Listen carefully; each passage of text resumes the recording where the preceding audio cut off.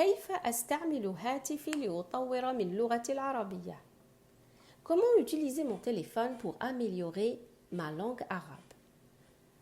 الهاتف كأداة للتعلم اللغة العربية. Le téléphone comme outil d'apprentissage de la langue arabe. Marhaban bikum, bienvenue à vous dans le conseil numéro 9.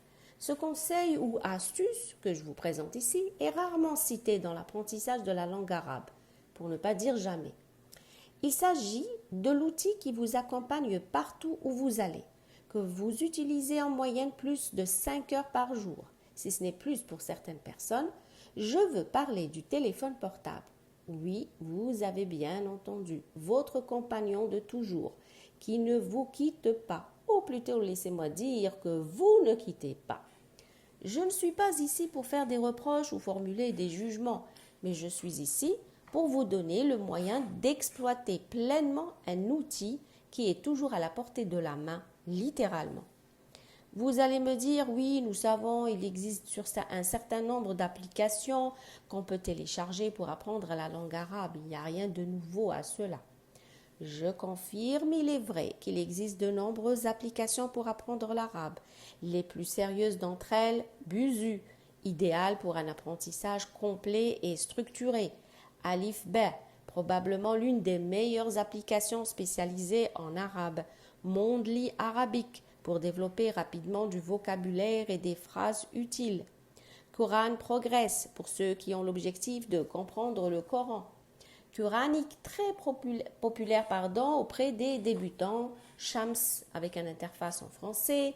Noré, arabe coranique. Et il y a bien sûr l'application pour apprendre la lecture, Read Arabic. Toutes ces applications ne sont pas totalement gratuites. Mais je ne suis pas là pour vous parler d'applications pour apprendre l'arabe. Cette recherche, vous pouvez la faire vous-même et effectuer la comparaison entre chaque application, voir celle qui vous plaît et qui correspond le mieux à vos objectifs. Non, je suis là pour vous parler de votre téléphone portable et comment vous pouvez l'utiliser pour progresser en langue arabe. Tout d'abord, je veux préciser que ce conseil composé de 3 astuces convient plus à ceux qui ont déjà quelques notions en langue arabe, qui arrivent à se débrouiller, et l'idéal qui ont dans leur entourage des arabophones, ce qui n'est pas exceptionnel en soi.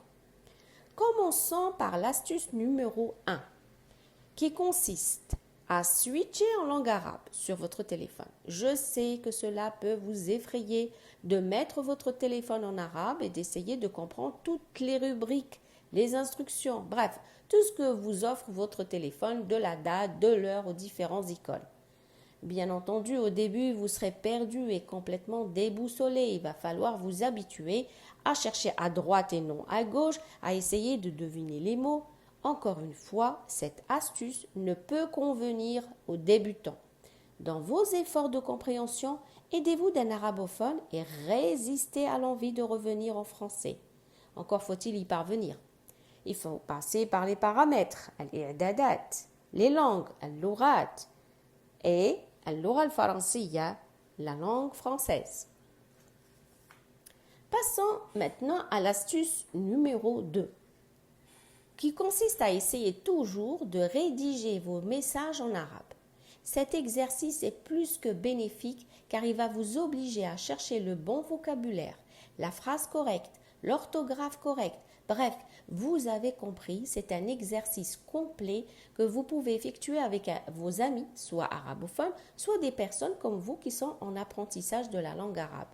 Là aussi, résistez à la tentation de passer au clavier français pour aller plus vite en vous persuadant que ce que vous avez à dire est tellement important et urgent que vous n'avez pas le temps de vous amuser à rédiger en arabe votre petit message.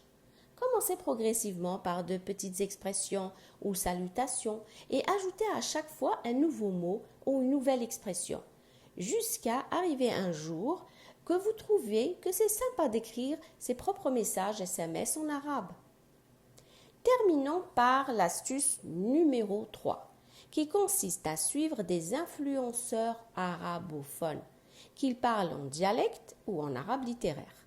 Bien sûr, l'idéal, si vous trouvez des influenceurs qui parlent arabe littéraire, et il y a un paquet, je vous laisserai le lien des influenceurs en bas des commentaires.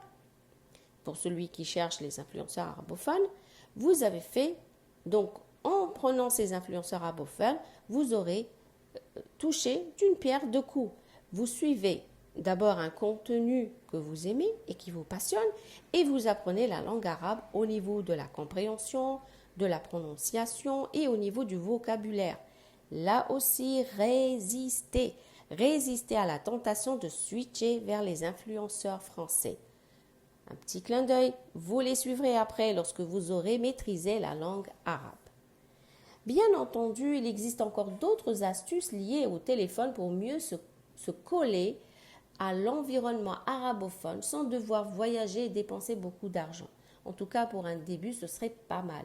Le voyage est une autre étape. En effet, les séances d'apprentissage de la langue arabe sont limitées en heures et en jours. Vos exercices aussi, vos entraînements également. Mais encore une fois, je ne me lasserai jamais de dire, votre outil, il est là, toujours présent, jour et nuit. Je sais que vous ne pouvez pas vous en passer comme tout à chacun. Profitez de cet outil totalement gratuit et gratifiant en faisant cet effort. Est-ce que la langue arabe que vous aimez tant maîtriser ne mérite-t-elle pas cet effort de votre part? Ma'a salama pour un nouveau conseil.